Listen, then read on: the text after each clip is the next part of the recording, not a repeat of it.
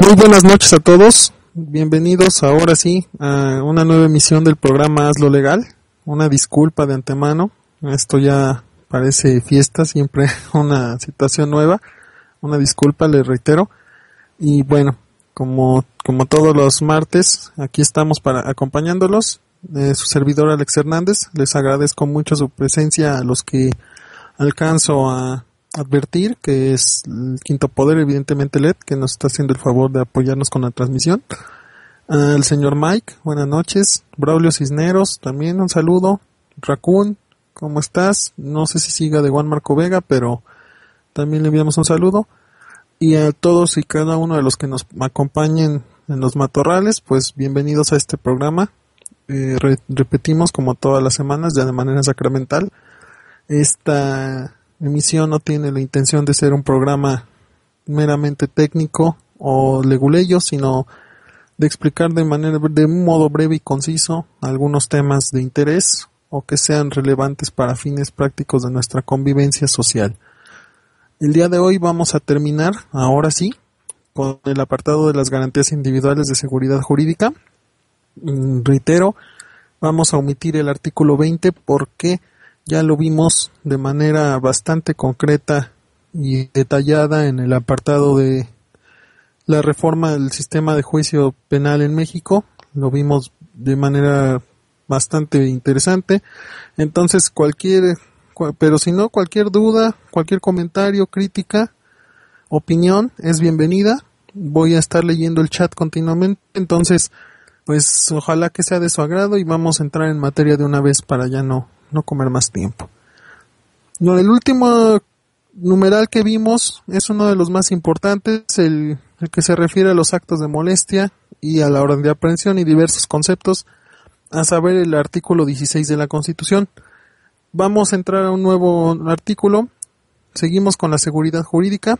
Ya comentamos que la seguridad jurídica se entiende como el conjunto de elementos, circunstancias, requisitos o condiciones que debe de cubrir la autoridad a efecto de ejercer o emitir actos que se consideran, evidentemente, a pesar de la cacofonía, actos de autoridad. Ya habíamos mencionado los requisitos del acto de autoridad, entonces para no regresarnos, así lo vamos a dejar. El artículo 17, otro de los artículos importantes, en su primer párrafo engloba en sí una de las garantías más importantes, que es muy simple. Ninguna persona puede hacerse justicia por sí misma, ni ejercer violencia para reclamar su derecho. Esto está muy en boga en función de todo lo que ha pasado con el narcotráfico. Es una violación el hecho de que exista tipos cortando cabezas de otros, o lo que hemos estado viendo, ¿no? Ajeno a culpables gubernamentales o inocentes gubernamentales, la circunstancia es que el Estado es aquel que tiene la potestad coercitiva para castigar o ejercer el derecho en función de los gobernados. En esta circunstancia implica retomar una de los temas más torales de los abogados que quiero explicar de manera breve. Cuando estamos hablando de relaciones entre particulares y el Estado, tenemos que entender que existen tres tipos de relaciones. Una relación que se llama de supra a subordinación, que es la que estoy tratando en este momento, en el cual el Estado, como ente soberano, ente supra, es decir, superior, ordena al gobernado y éste tiene que acatar lo que el mandamiento del Estado dice. Existe otra relación que se le llama de coordinación. La relación de coordinación es una relación en la que el Estado se quita, por así decirlo, la etiqueta del ser dominante del ente soberano y se rebaja a una categoría de igualdad con el particular. ¿Cuándo sucede esto? Por ejemplo, cuando estamos hablando de contratos de obra de contratos con particulares, de concesiones y de todo este tipo de cuestiones que hacen el Estado a veces con particulares a efecto de conseguir ciertas, pues, ¿cómo decirlo?, beneficios.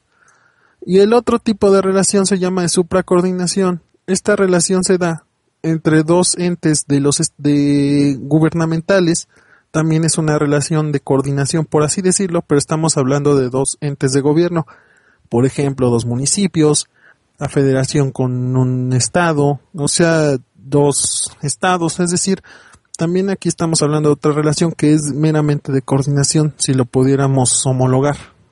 Retomando el tema, la garantía que estamos mencionando está en una relación de suprasubordinación, es decir, el Estado tiene la facultad absoluta de exigir el cumplimiento del derecho y por lo mismo de hacer justicia y ejercer la violencia en los términos que implican las leyes federales y locales. ¿Ok?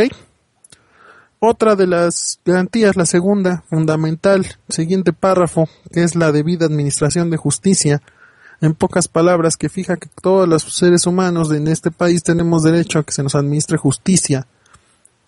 Y aquí vamos a retomar algunos conceptos que hablamos del artículo 14, por tribunales, que estarán expeditos para impartirle en plazos y en los términos que fijen las leyes, emitiendo sus resoluciones de manera pronta, completa, y lo dice la Constitución, imparcial, fundamental. Otra cosa, esto es muy importante para todos aquellos que luego desconocen y se dejan que los agravien. El servicio de los tribunales federales y locales es gratuito. Por ende, lo que se concibe como costas judiciales está prohibido. ¿Qué es una costa judicial? Un emolumento que busca recibir un funcionario de un juzgado, de un ministerio público, o como le quieran llamar, una instancia de jurisdiccional, con motivo de su labor. Esto está prohibido. Todos los funcionarios judiciales tienen su salario, perciben un salario por su trabajo, entonces todos estos gastos extras, estas prebendas, este tipo de, le llaman mochadas, todo lo como lo quieran hablar, son inconstitucionales, ¿ok? Siguiente párrafo. Estamos hablando de la expedición de las acciones colectivas en cuanto al Congreso de la Unión. No me voy a meter mucho en el tema de acciones colectivas porque es un tema muy técnico y es un tema complejo. Pero una acción colectiva es una innovación en el campo jurídico mexicano en la cual estamos hablando que se cambia totalmente el concepto del derecho civil de lo que es el accionante. La acción colectiva, como su nombre lo dice, es una facultad que tiene un grupo o una comunidad en conjunto para poder ejercer el derecho, lo cual no existía en nuestro campo jurídico anterior. Hasta la fecha todavía no existe un marco jurídico concreto para las acciones colectivas, entonces no nos vamos a detener mucho en esto, ¿no? Siguiente, importante, la sentencia. Me voy a brincar un párrafo porque la cuestión de la solución de controversias me parece que ya la tomamos en otros capítulos del programa. Siguiente, las sentencias que pongan fin a los procedimientos deben ser explicadas en audiencia pública, previa citación de las partes. Muy importante. Esta es una garantía que a veces pareciera que pasa por, digamos, casi de facto, pero no se ejecuta en la realidad. Hay veces que la sentencia no se notifica ni se dicta en presencia de las partes, sino simplemente se publica, y esto por sí, mucho ojo para los abogados litigantes, defensores, en cuestiones penales o inclusive en cuestiones civiles, laborales. Hay que estar muy atento con esto. El dictado de la sentencia tiene que hacerse en presencia de las partes. Siguiente, vamos a hablar de la cuestión del servicio de defensoría pública. Esta es una adhesión con la reforma que habíamos hablado de los juicios orales, que se instruye y se conmina a las entidades federales y al Distrito Federal, obviamente a los estados por per se, a generar un servicio de defensoría pública. La defensoría pública es un concepto que deviene de las constituciones desde 1824. Esto es con el efecto de generar una equidad procesal entre las partes, particularmente en procedimientos penales. Ya todos hemos escuchado hablar del defensor de oficio, pues aquí se le da un carácter más profesional, ya se elimina la figura que habíamos hablado hace mucho tiempo de la persona de confianza. Ahora ya no, es un servicio profesional. La Defensoría Pública, por lo menos de la Federación, que es lo que a mí me compete y conozco, es una Defensoría Pública bastante capacitada y con mucha, ¿cómo decirlo? Muchas mejoras. Entonces, pareciera que se iba mejorando. Es importante que exista una defensoría pública con un servicio de carrera, por así decirlo. Entonces deben de otorgárseles ciertas prebendas. La Constitución misma lo señala. No deben de percibir sueldos que sean inferiores a los de un agente del Ministerio Público, ya federal, ya local. Entonces un salario, si no de primer nivel, por lo menos es un salario competitivo en cuestiones jurisdiccionales. Y para cerrar este artículo, muy importante, este es fundamental, el último párrafo, que es en realidad un renglón. Nadie puede ser privado de su, digamos, prisionado, privado de su libertad o sancionado con pena privativa de la libertad por deudas de carácter puramente civil.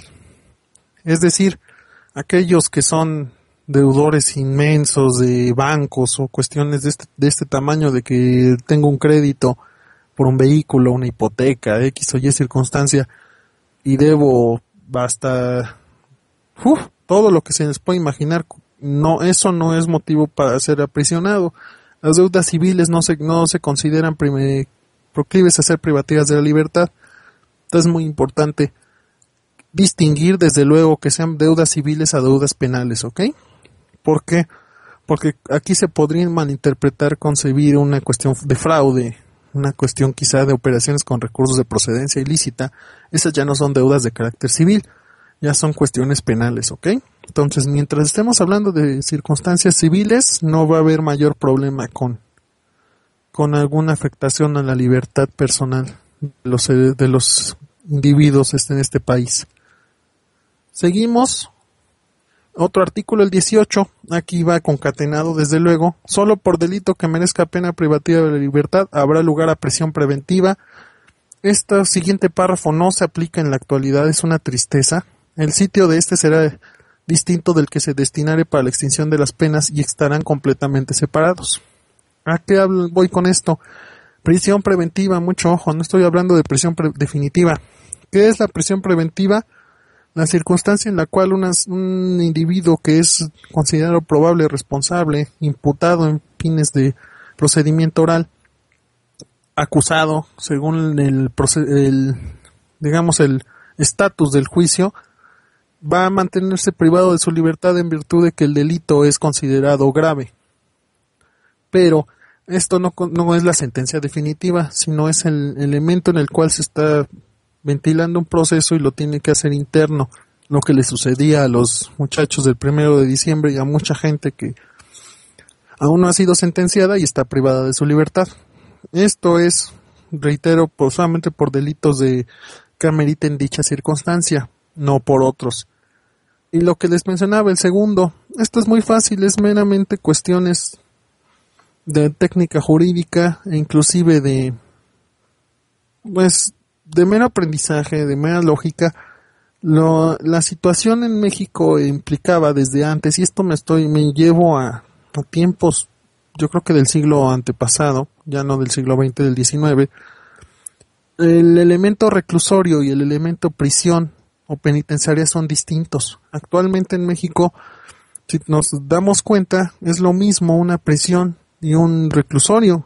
A final de cuentas están privados de su libertad de internos, tanto gente que está bajo proceso como sentenciados, ¿no? Inclusive en los penales de máxima seguridad, por ejemplo, el Altiplano, que se llamaba Almoloya, se llamó La Palma, ha tenido muchos nombres. Existe gente que está bajo proceso y gente que está condenada. Esto es una ilegalidad, una inconstitucionalidad que es peor. ¿Por qué? Porque la Constitución dice que todos aquellos que estén bajo proceso deben estar privados de su libertad en un lugar. Llámese el reclusorio. Para eso es el reclusorio en esencia, para tener a la gente que se encuentra bajo proceso. Y una vez que sean sentenciados deben de ser trasladados a una prisión, a una penitenciaría, a un complejo penitenciario, a un centro federal de readaptación social, no a un reclusorio.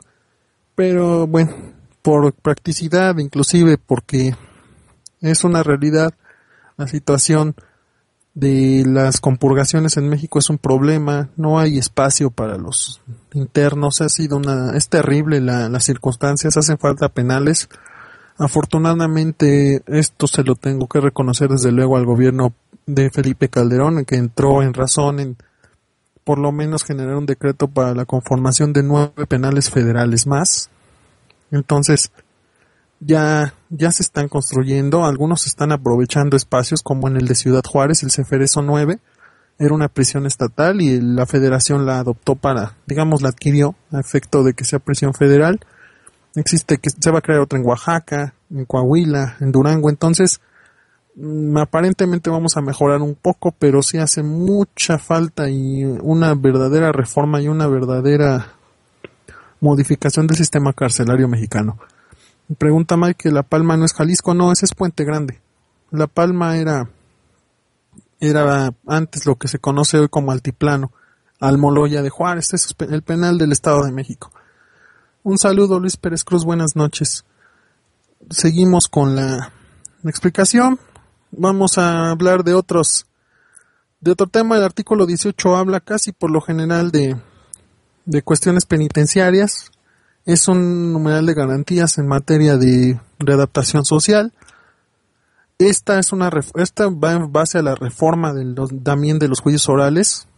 No quise tratar el tema de la penitenciaría porque es un tema más desgastante, es muchísimo, muy amplio. Es derecho administrativo, ya no es derecho penal y creo que ameritaría una serie de programas y no creo que sea de utilidad o de interés el hablar del sistema penitenciario en México en función legal, más que en una función pues meramente subjetiva, ¿ok? Entonces, al final de cuentas, el artículo 18 reinserta el concepto del sistema penitenciario en cuestión de los derechos humanos. Habla, por cierto, de conceptos como la promoción de la salud y el deporte que no eran propiamente detallados en la Constitución anteriormente. Y esto habla desde luego de uno de los elementos que desgraciadamente en la práctica no se llevan a cabo, pero que es la base del sistema penal penitenciario mexicano, que es la reinserción social, antes llamada readaptación social.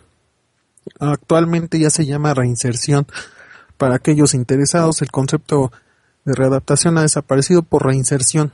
Es meramente cuestión de palabrería, no nos vamos a meter en qué cambia, simplemente se adhirieron algunos conceptos. La readaptación o reinserción social pretende, en teoría, que aquella persona que esté compurgando una pena aprenda algún arte, se fomente algunas cuestiones culturales, deportivas, sociales, a efecto de que al momento de salir en libertad sea una persona, qué feo soy el término, pero una persona de bien y no cometa de nuevo los ilícitos. Desgraciadamente sabemos que aquí en México las cárceles federales y locales funcionan simplemente como escuelas del crimen y donde todos los reos a veces se hacen nuevos cárteles, nuevos grupos de delincuencia organizada que incluso llegan a operar desde adentro, ¿no? Eso es una tristeza, pero hablando en mera formalidad constitucional así debería de ser.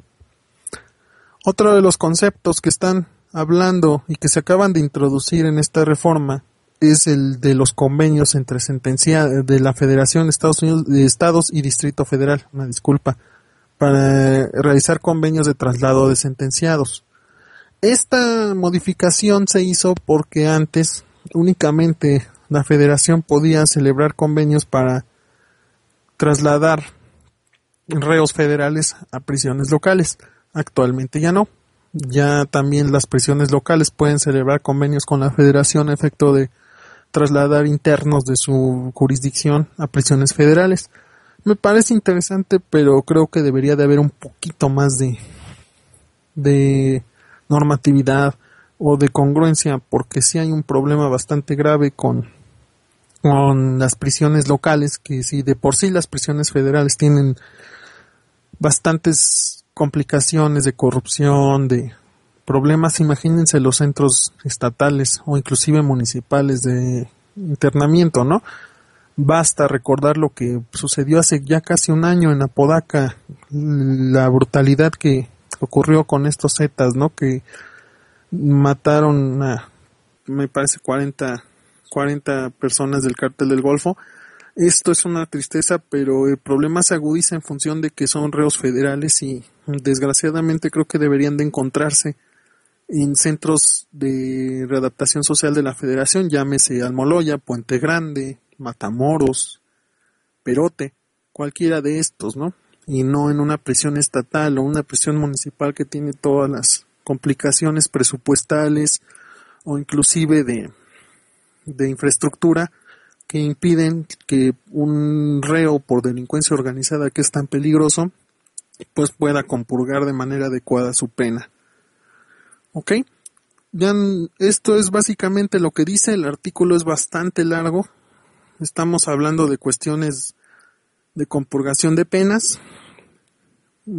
Interesante también hablar del párrafo 10 que habla de los sentenciados de nacionalidad mexicana que se encuentran en países extranjeros, que se puede solicitar que por medio de una especie, no es una extradición, pero una especie de extradición, sean trasladados a la República para el cumplimiento de sus condenas.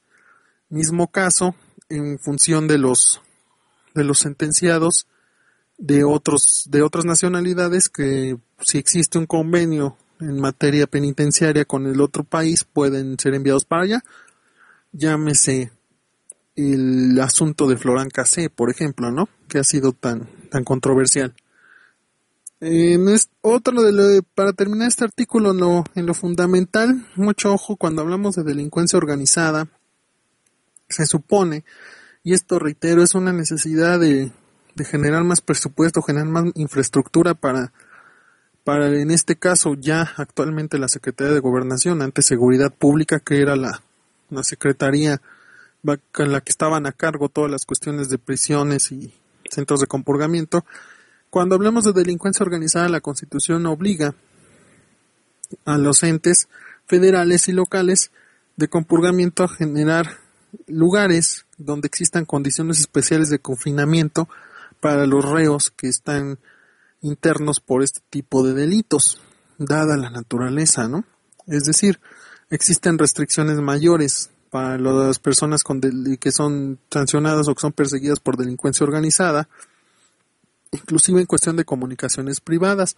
Lo único que no se le puede violentar, y esto es una garantía que está concatenada con el 20 que ya vimos en programas anteriores, es la facilidad que tenga de acceder a conversaciones con su defensor particular o defensor público, según sea el caso.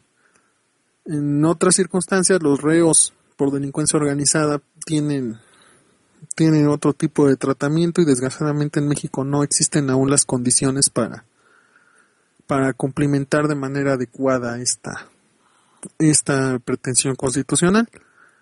Reviso el chat, parece que no tenemos comentarios en esta guisa.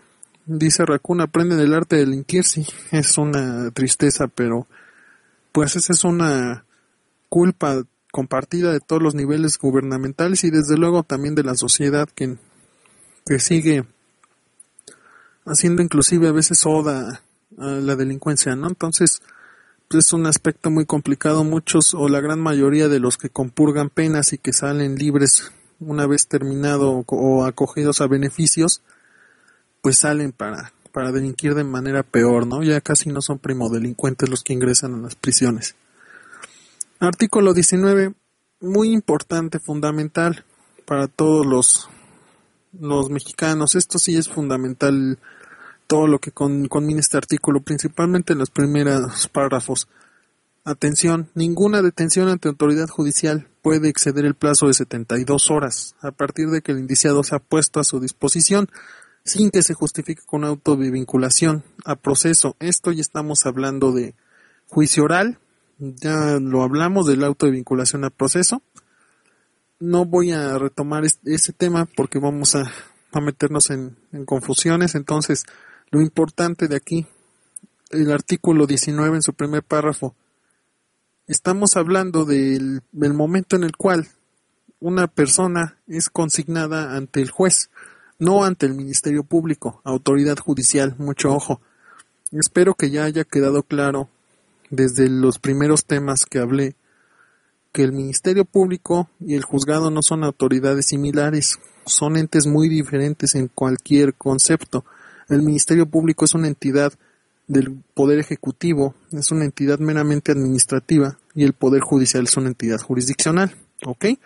Entonces, estoy hablando aquí en el momento en el que el Ministerio Público, ya sea, vamos a hablar una dualidad, en el sistema que sigue vigente en la Federación, en el Distrito Federal y en la mayoría de las entidades, cuando el Ministerio Público ejercita acción penal y una persona se encuentra consignada o se libra una orden de aprehensión para presentarlo ante el juez, a partir de ese momento corren las 72 horas, no más, para que el juez dicte lo que, por ejemplo, pasó con los muchachos: auto de formal prisión, auto de libertad con las reservas de ley, auto de vinculación de sujeción, en este sistema penal es auto de sujeción a proceso. Entonces, mucho ojo, no puede superar las 72 horas. La única vez, existen dos excepciones como toda garantía, que puede superarlas es, número uno, cuando se trata de delincuencia organizada, el plazo se extiende a 144 horas, es decir, se duplica, o cuando a petición del mismo individuo se extiende el plazo para efectos de mejorar o perfeccionar su defensa, es decir, cuando la persona privada de su libertad a su voluntad solicite al juez se extienda el plazo para poder presentar elementos a efecto de evitar un auto de formal prisión. Estamos hablando a nivel preproceso para aquellos que estudian derecho, ¿ok? Cuando hablemos de un juicio oral, esto es la circunstancia en la cual se dicta el auto de sujeción a proceso. En ese momento empieza a correr el término, ¿ok? Pregunta Racón: cuando se trae un interno que está en el extranjero, ¿cumple la condena con las leyes de otro país? No. Aquí ya depende del convenio, de la clase de convenio que se tenga, y en términos de la extradición, porque a pesar de que no es una extradición, quiero utilizar esta misma terminología. La extradición le conocen como derecho internacional privado. La extradición tiene como fin que se compurgue una pena de otro país por así decirlo. Pero ¿qué va a suceder aquí? Debe de existir exactamente el mismo tipo penal por el que está sancionado una persona allá. Por ejemplo, a nosotros se nos hace sencillo y común probablemente el entender que existe el robo en todos los países, ¿no? Pero hay países donde existen otro tipo de delitos que aquí en México no están configuradas las conductas como delictivas. En este caso, no aplicaría la extradición porque en México no se sanciona. Ahora bien, hablando de un delito que sí sea sancionado por ambos países, se tiene que compurgar con la condena de México, porque ya estás entrando a la jurisdicción de nuestro país. Es un convenio internacional, pero ya al momento de ingresar un interno a este país, se va, digamos, ¿cómo te lo puedo decir?, a reconfigurar la sentencia a efecto de homologar la naturaleza jurídica de nuestro país. Entonces entraría con la condena de las leyes mexicanas. Bueno, continuamos. Aquí en el siguiente párrafo está hablando de manera subrepticia de la orden de aprehensión. Dice que el Ministerio Público solo puede solicitar al juez la prisión preventiva cuando otras medidas cautelares no sean suficientes para garantizar la comparecencia del imputado a juicio. Aquí ya estoy hablando en términos de la reforma de juicios orales, desde luego, porque la Constitución actualmente ya lo tiene así. Ya hablamos de esta reforma entonces, ¿no? Prisión preventiva para fines del juicio penal anterior implica la orden de aprehensión. Medidas cautelares, que aquí lo menciona precisamente, ya las hemos visto algunas, al menos de manera breve, y lo he tocado por encima porque también es un tema bastante amplio. Pero por medidas cautelares entiendas el arraigo, el cateo, la intervención de comunicaciones. Esas son las medidas cautelares por excelencia, que tienen como por objeto obtener pruebas o tener, en algunos casos, privado de la libertad a la persona durante el procedimiento por circunstancias especiales, ¿ok? Entonces, en este caso, por regla general se pretende que las personas que están sujetas a juicio no estén privadas de su libertad antes de ser sentenciadas. Sin embargo, cuando estemos hablando de delitos graves, es obvio que las personas deben de permanecer internas porque se presume que pueden eludirse de la acción de la justicia si están libres, es decir, pueden ser prófugos. Entonces, por lo general se pretende, en este caso, que sean privados de su libertad durante el tiempo que esté el procedimiento. ¿Ok? Obviamente, existe lo que se le conoce como la libertad bajo caución, tanto en esta etapa como en la etapa de una vez dictado el auto de formal prisión, que es lo que sucedió con estos muchachos del 1 de diciembre, que mucho ojo, el hecho de que hayan pagado su caución no es que ya estén libres o que sean inocentes, sino de que están fuera de la privación de la libertad, pero se siguen desde luego sujetos a un proceso. El juez, en dado caso de que ellos dejen de ir a firmar, que es lo que están haciendo, el juez puede revocar esa garantía y volver a solicitar que sean privados de su libertad y regresar al reclusorio. Entonces, pues mucho ojo para aquellos que están pues ya muy contentos con esto. Todavía no se ha terminado el asunto, entonces el juicio sigue vivo. Y ahí la intención, ya como lo queramos catalogar, pero la intención de solicitar una derogación, ¿ok? Todo lo que es el artículo 19 lo vamos a dejar ya de lado porque estamos hablando de la explicación en concreto de lo que es el juicio oral, que itero de nueva cuenta, ya lo hemos tratado. Estamos hablando ya del procedimiento que se sigue por hechos delictivos, que se dicta el auto de vinculación a proceso y todo lo que de alguna manera previo al inicio del juicio oral se da. Entonces ya detallamos esa circunstancia en programas anteriores, resulta redundante hacerlo de nuevo, ¿ok? El artículo 20 ya lo mencionamos, entonces nos vamos a brincar al artículo 21, que es el fundamento constitucional de la institución administrativa denominada Ministerio Público. El artículo 21 también fue reformado con esta modificación constitucional y a la letra actualmente dice: la investigación de los delitos corresponde al Ministerio Público y a las policías. Eso es una reforma, ahorita lo explico, las cuales actuarán bajo la conducción del mando de aquel en el ejercicio de esta función.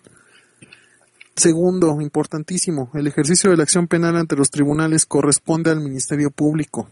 La ley determinará los casos en que los particulares pueden ejercer acción penal ante la autoridad judicial.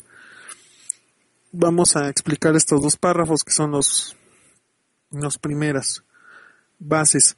El artículo 21 anteriormente no decía lo mismo, decía que la investigación de los delitos correspondía única y exclusivamente al Ministerio Público, que se hacía llegar del auxilio de su policía para tal efecto. Actualmente, si escucharon lo que leí, dice que la investigación corresponde a ambos. Sin embargo, dice obviamente que la conducción y mando estarán a cargo del Ministerio Público. Esto es de naturaleza esencial. La policía, por cierto, antes de seguir, de una vez les informo, si no hay alguna otra solicitud en la semana, quiero tomar una especie de programa especial. La semana que entra vamos a hablar de la policía en general, de algunos aspectos generales y más concretos de la distinción entre los niveles policíacos, facultades, obligaciones e inclusive algunas limitaciones que tienen todo lo que se considera policía, llámese policía preventiva o policía de investigación, policía ministerial, todo esto, ¿ok? Pero bueno, retomando, la policía, llámese policía ministerial o policía preventiva, está al mando del Ministerio Público, que es el que va a hacer uso de esta. ¿Cuál es la importancia de la reforma? Que le dotan a la policía de elementos para que por sí mismo pueda realizar investigaciones en averiguación previa o para efecto de conseguir datos. Estos datos no van a tener una contundencia legal si no son aprobados por el MP, pero la policía ya puede actuar, digamos, de mutuo propio sin necesidad de ser ordenada por el Ministerio Público en algunas circunstancias. El segundo párrafo es importante porque antes decía que el ejercicio de la acción penal era exclusivo del Ministerio Público. Actualmente, por regla general, el Ministerio Público es aquel que ejercita la acción penal. Entiéndase ejercitar la acción penal en términos comunes como el acto en el cual el Ministerio Público dice que una vez llevada su investigación encuentra elementos suficientes para poder enviar a la persona a la que tiene acusada ante el juez para que inicie un juicio, valga la cacofonía, ¿ok? Entonces, a eso me refiero con ejercicio de la acción penal. Antes, la única excepción que existía para dicho monopolio de la acción penal, permítanme el término, era la concebida en el artículo 211 y 216 de la Ley de Amparo, cuando la Suprema Corte de Justicia de la Nación podía ejercitar per se la acción penal ante una violación al cumplimiento de una sentencia. En este caso, la excepción subsiste, pero también existe la manera en la cual los particulares, a esto nos vamos a tener que atener a los códigos penales de la nueva reforma, cuando un particular puede ejercitar la acción penal a través de una figura que se le conoce como la apelación ante el no ejercicio determinado por el Ministerio Público. Es decir, cuando el MP diga que no va a dar a juicio a la persona, el particular puede promover conformidad, por así decirlo, llamándolo en términos coloquiales, y si le dan la razón, se ejerce la a través del particular. A final de cuentas, quien va a llevar la defensa sería el Ministerio Público, pero oficialmente el ejercicio sería el particular, ¿ok? Seguimos con la explicación. El 21 es importante. La imposición de penas, su modificación y su duración son propias exclusivas de la autoridad judicial. Digo, pareciera redundante, pero es importante. El Ministerio Público no puede sancionar, él no es el que señala las penas, sino la imposición de estas es meramente facultad exclusiva de los jueces, ¿ok? Jueces, magistrados, todas las entes de la actividad jurisdiccional, no ministerial. Mucho ojo, siguiente párrafo. Aquí ya vamos a dejar el sistema jurisdiccional, el sistema penal. Nos vamos a otro tipo de materia, que es la materia administrativa. Y dice, compete a la autoridad administrativa la aplicación de sanciones por las infracciones de reglamentos gubernativos o de policía, que únicamente consistirán en multa, arresto, hasta por 36 horas y trabajo en la comunidad. Mucho ojo. Aquí quiero que se entienda muy bien. Bueno, antes que nada, no, Mike, el MP no es ese. Retomamos. La actividad administrativa y la actividad penal no son lo mismo. Cuando estoy hablando de reglamentos de policía, reglamentos administrativos, hablo, por ejemplo, de lo que sucede con el alcoholímetro, de las infracciones de tránsito, de cuestiones de visitas domiciliarias, todo esto, ¿ok? Estos no son sujetos de justicia penal, sino de justicia administrativa, y cambia completamente el concepto de una y otra. La justicia administrativa se va a dictar y a impartir por autoridades de la misma naturaleza, es decir, jueces administrativos, le llaman de control, algunos son jueces cívicos, dependiendo de la entidad federativa donde nos encontremos. Por ejemplo, existe mucho el desconocimiento y se cree que las cuestiones del alcoholímetro son cuestiones penales. No, nada que ver, son administrativas meramente. Entonces, la máxima sanción que existe en una infracción administrativa sí es privativa de la libertad, pero se le llama arresto. Y el arresto no puede exceder de 36 horas. Nunca más, nunca. Bajo ninguna circunstancia el arresto puede ser de mayor envergadura. Entonces, partiendo de esto, el artículo 21 es el que concibe todas las garantías en su segunda parte en función de las cuestiones administrativas. Por ejemplo, las multas no pueden ser mayores al importe del salario de las personas. En este caso habla de policías, de jornaleros, de obreros, pero la jurisprudencia de la Suprema Corte ha amplificado el término para todos y cada uno de los individuos en este país, dependiendo del salario que perciban, ¿ok? Entonces, ya hablando de esta cuestión de reglamentos, pues así es como se imparte, ¿ok? La justicia administrativa también es diferente. Aquí hablamos ya dependiendo de las leyes de cada materia. En derecho administrativo no les miento y no es exagerar, existen más de 1000 ordenamientos. Entonces, pues es una rama gigantesca y habría que ir de manera casuística para saber cómo se va a ventilar los asuntos. Pero a final de cuentas todos van con esta misma generalidad.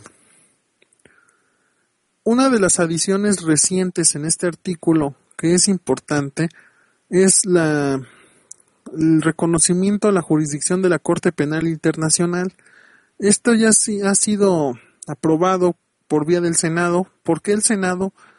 Quiero que quede claro, esta es una especie de paréntesis. El Senado es la representación del Estado mexicano. La Cámara de Diputados es la representación del pueblo mexicano. Son dos cosas distintas. Y la representación del Estado mexicano ante el exterior es el Senado. Obviamente, a nombre el Ejecutivo Federal es el que actúa a nombre de todo el país, pero el Senado es la representación formal. Entonces, él es el que va a ratificar y aprobar las propuestas de decreto del Ejecutivo en materia internacional. En este caso no está de más mencionar que la Corte Penal Internacional evidentemente es una cuestión extraterritorial y por lo tanto es una aprobación del Senado o una facultad del Senado el aprobar la normatividad en esa guisa, que por cierto ya existe actualmente y es por parte del presidente Calderón, que fue el que generó los elementos fundamentales en cumplimiento de dicha garantía constitucional. Pregunta Raccoon, del artículo 22, ¿no le confiscan sus bienes a los narcos fraudulentos? Ahorita vamos al artículo 22. Ya casi terminamos el 21. La última parte que quiero mencionar, esto también es parte de la adición, habla de la seguridad pública. Ya hemos hablado qué es la seguridad pública y qué es la seguridad nacional. Mucho ojo, son dos cosas diferentes. Seguridad pública es la que ejercen los cuerpos policíacos y seguridad nacional la que ejercen los cuerpos militares o de la Armada de México. Son dos conceptos muy diferentes entre sí. El artículo 21 tiene como fundamento el concebir que la seguridad pública es un elemento que tiene la facultad de los tres niveles, es decir, federación, estados y municipios, y que la cuestión de la policía, digamos, tiende a ser la de la prevención de los delitos y la investigación per se de dichas sanciones administrativas. Estoy hablando meramente de la policía preventiva, no de la policía ministerial, ¿ok? Esto ya va a ser tema del capítulo siguiente de esta emisión de Hazlo Legal, entonces no me voy a ir muy lejos, pero el artículo 21, que lo vamos a tratar de manera más concreta el siguiente programa, porque es el fundamento de la policía, está regulando todas las condiciones del actuar de los cuerpos preventivos a efecto de que sea cabal su cumplimiento de los mandatos constitucionales. Entonces, hasta ahí le dejamos por el artículo 21, ya lo trataremos de manera más concreta en el siguiente programa. Un saludo, Anabel, buenas noches. Ahora sí vamos a lo que comentaba Raccoon, eso también es una modificación constitucional del artículo 22, ahorita lo trato. La primera parte y la que me parece fundamental del 22 es lo que es el primer párrafo. El artículo 22 de la Constitución en su primer párrafo nos menciona una garantía que se le conoce inclusive en Estados Unidos y en el derecho internacional como el habeas corpus, que viene muy amarrado del juicio de amparo. Y a la letra dice actualmente: quedan prohibidas las penas de muerte, mutilación, infamia, marca, azotes, los palos, el tormento de cualquier especie, multa excesiva, confiscación de bienes y cualquiera de otras penas inusitadas y trascendentales. Toda pena debe ser proporcional al delito que se sancione y al bien jurídico afectado. Cuando hablemos del juicio de amparo, si hay interesados, acuérdense de este artículo, y cuando hablemos del artículo 17 de la ley de amparo me recuerdan en qué se parecen uno al otro. Este tipo de actos y esta garantía es la garantía de habeas corpus, como lo había mencionado, y es la única garantía en la Constitución que es de trámite urgente cuando se existe una violación a dicha. ¿Por qué? Porque estamos hablando de actuaciones que ponen en peligro la vida y la integridad física de los gobernados. En este caso, es digamos, de tramitación urgente y de fundamental precaución el evitar que existan este tipo de actuaciones que en la realidad existen. El quinto poder no se refiere a los palos como tal, sino a la pena de palos, no a los otros. Entonces no hay necesidad de irse del país. Retomando, el término como tal, ya sobra decirlo, que se consiste en las penas de muerte y todo lo demás. La confiscación de bienes, que es a lo que venía Raccoon. La confiscación está prohibida constitucionalmente, salvo en el caso de lo que tú comentabas, que actualmente se llama extinción de dominio. ¿Ok? La confiscación de bienes implica que no puede ser sancionado con una pena, digamos, patrimonial a efecto de que cumplimentes una pena corporal. Este es en el sentido contrario. ¿Se acuerdan que hablamos hace rato en este programa que estaban prohibido que hubiera penas de privativas de la libertad por deudas civiles? A contrario sensu, no se puede pagar una pena de privativa con elementos civiles, digamos, con elementos patrimoniales. A eso se refiere la confiscación, que está prohibida, es inconstitucional, salvo en la extinción de dominio, que ahorita lo vamos a tratar. Ahora bien, penas inusitadas y trascendentales. ¿Qué se entiende por pena inusitada? Una pena que no se haya aplicado en este país o que no sea de aplicación general, es decir, algo que sea novedoso, que sea, como dicen, ¿no?, para sentar un ejemplo. Este tipo de penas son tan prohibidas. Y trascendentales, pues que sea bastante amplia, que sea con un efecto de generar una especie de terror. Por citar, si el gobierno se le ocurriera colgar a los sancionados, por citar alguna de las penas, eso sería una pena trascendental e inusitada, ambas. Inusitada, ¿por qué? Porque en México el Estado no tiene la facultad, o por lo menos la intención de sancionar colgando a los probables responsables, ¿ok? Y sería trascendental porque a final de cuentas es una pena importante y generaría una especie de sensación de miedo, por así decirlo, el hecho de que vean que el Estado está señalando una sanción de tal naturaleza, ¿ok? La segunda parte del artículo, ya hablamos de la cuestión de extinción de dominio. Ojo, para interesado que era Raccoon, no se considera confiscación de bienes de una persona cuando se decrete para el pago de multas o impuestos. Esto es una deuda de carácter civil, es obvio. Estoy hablando de cuestiones penales, ¿ok? Ni cuando lo decrete una autoridad judicial para el pago de responsabilidad civil derivada de la comisión de un delito, repito, civil. Y la parte importante, lo que tú preguntas, tampoco se considera confiscación el decomiso que ordene la autoridad judicial de los bienes en casos de enriquecimiento ilícito, a los términos del artículo 109 de la Constitución, cuando sean bienes que van a prescribir a favor del Estado. Repito, extinción de dominio. Aquí se van a generar los fundamentos de la extinción de dominio. No los vamos a tomar porque son bastante amplios, pero para fines prácticos, la extinción de dominio aplica cuando son, como tú decías, narcotraficantes, lavadores de dinero, secuestradores, todos los bienes, por ejemplo, las casas de seguridad, los vehículos, todo lo que sean bienes, digamos, lícitos, van a prescribir a favor del Estado. No se van a quedar en propiedad de los narcos, por así decirlo, sino el Estado hace una declaratoria en la cual dichos bienes dejan de ser propiedad de ellos y pasan a ser propiedad del Estado. Ahí es la única excepción a la confiscación de bienes en la cual se permite, por así decirlo, en cuestiones penales. ¿Ok?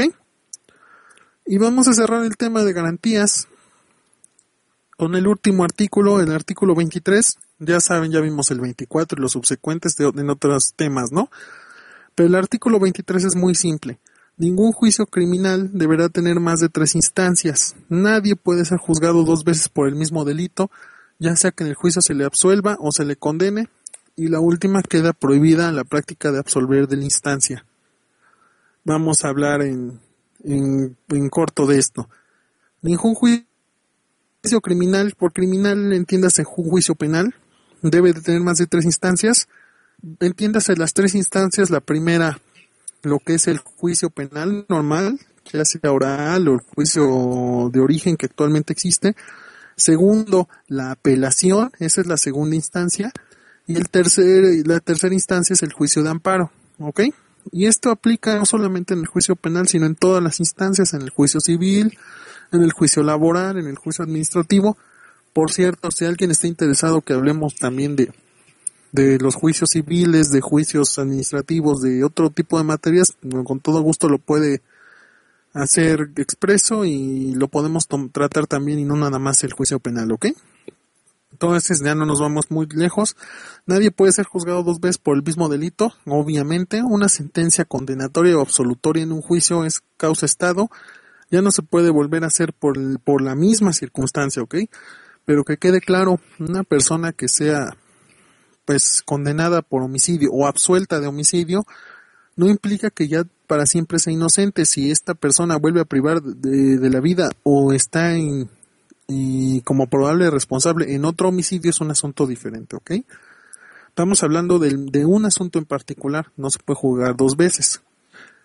La última garantía para cerrar, que habíamos dicho queda prohibida la práctica de absolver de la instancia. Retomo, es lo mismo, no podemos brincarnos etapas, ni podemos decir, ¿sabes qué?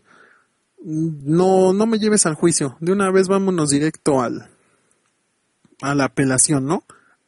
O del juicio nos vamos directo al amparo. No se puede hacer de esa manera por regla general. Existen circunstancias particulares, existen excepciones a la regla, lo cual se le llama excepciones al principio de definitividad de la ley, en la ley de amparo, pero los vamos a tratar precisamente en ese tema. Para pronto, por regla general, las instancias llevan un orden lógico jurídico y no se pueden brincar entre sí, ¿ok? La primera instancia es la instancia ordinaria, la segunda es la apelación y la tercera es la instancia federal o constitucional, que es la instancia de amparo. No puede empezar al revés o primero al amparo y después a la otra instancia. No. A eso se refiere dicha garantía, ¿ok? Y con esto vamos a cerrar el tema de las garantías. Por fin, ya bastante largo lo hice. Un saludo, Oli, ¿cómo estás? Buenas noches. Y si no queda hasta ahora alguna duda o algún comentario en función del tema, dice Anabel, y si yo le debo bienes a Jesús, si soy prole, le puedo pagar de manera corporal. Ya son asuntos civiles, pueden hacer el pago como ustedes deseen. Entonces, antes de cerrar, quiero explicarle de manera breve a un cuestionamiento del compañero Frijol que hizo la semana anterior en función de los prestanombres y el testaferro, que estábamos hablando del artículo 27 de la garantía de propiedad. El concepto prestanombres como tal es ilegal, es un delito el ser prestanombres. No les puedo mencionar en qué numeral está porque son una gran cantidad de artículos. Ahí está, por ejemplo, el 400 bis del Código Penal Federal, el 228 del DF, el 224 del Federal. O sea, existe una gran cantidad de delitos en los cuales el prestanombres está incluido. Entiéndase por prestanombres aquella persona que utiliza su nombre y su identidad a efecto de encubrir a otra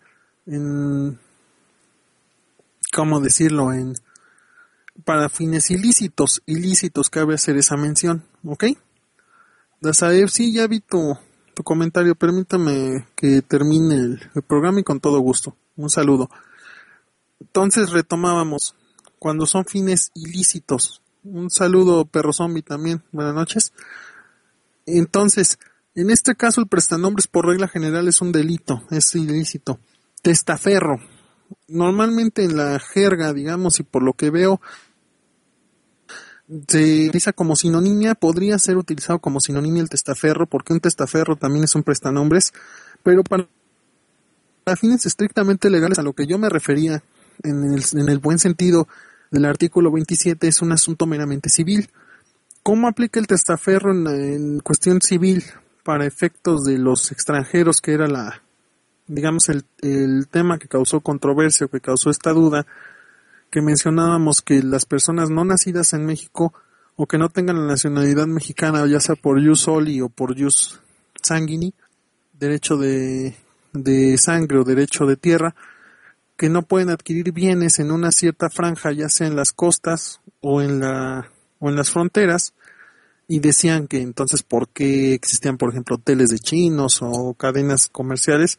Yo lo mencioné que se podía hacer por vía testaferro. No es el mismo prestanombres, aquí sí, olvídense de eso. Estoy hablando de una cuestión de derecho civil de obligaciones, que es una superposición de personas. Y no me voy a ir muy técnico, pero ¿a qué me refiero?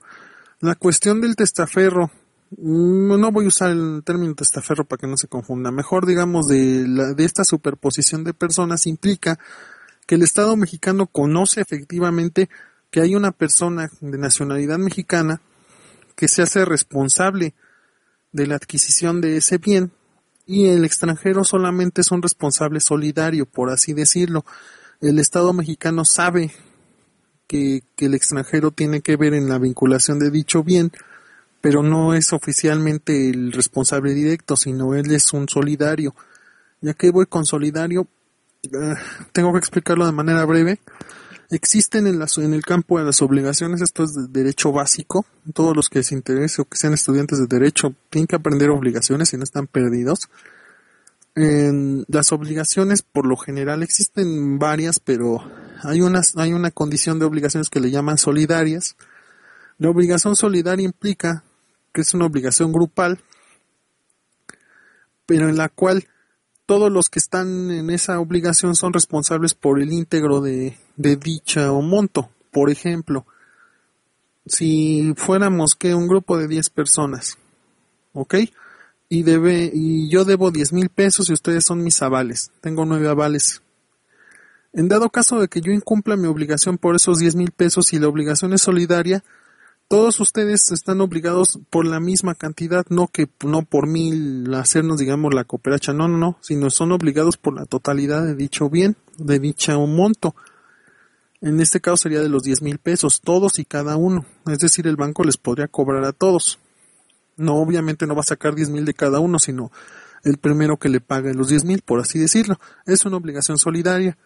Y retomando el tema de la superposición, el extranjero se vuelve obligado solidario. Él responde por la totalidad también de ese bien, sin ser el propietario formal de esto. Esta es la excepción con la cual los extranjeros pueden allegarse de bienes en cuestiones de costas o fronteras. Esa y obviamente la que hemos tratado, que no sean propietarios, sino que sean poseedores o arrendatarios, comodatarios o cesionarios. Es decir, no es una propiedad, sino ellos están en otro régimen. ¿Ok? Bueno, como no está el compañero, pues espero que haya sido de utilidad la explicación. Ya cerramos ahora sí el programa. Un agradecimiento como todas las semanas a todos los que nos acompañan. Son muy amables. Y espero que haya sido de utilidad. Nos vamos con la intención de que haya sido productivo.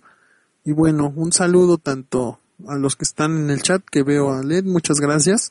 Perro Zombie, Anabel, Dazaef, Oli, Raccoon, que estuvo participativo, muchas gracias. Luis Pérez, me imagino que aquí sigues, Mike. Un saludo a todos ustedes. Braulio, que estén muy bien, muy amables. Y nos estamos escuchando la semana que entra en una nueva emisión de Hazlo Legal. Ya se los comenté, si no hay algún tema urgente o que me hagan una petición, vamos a hablar de la policía en el siguiente tema. Todo lo que sea el concepto policía, vamos a hablar de eso. Entonces, pues un saludo y de nueva cuenta agradecerles. Nos estamos escuchando la semana que entra. Esto fue Hazlo Legal, un programa con la intención de hacer explicaciones breves de conceptos jurídicos. Entonces, nos escuchamos el siguiente martes. Un saludo a todos, que tengan una excelente noche. Quiero pensar que se quedan con el de Braille. Entonces, pues muy amables. Un saludo y hasta luego. Muchas gracias. Buenas noches.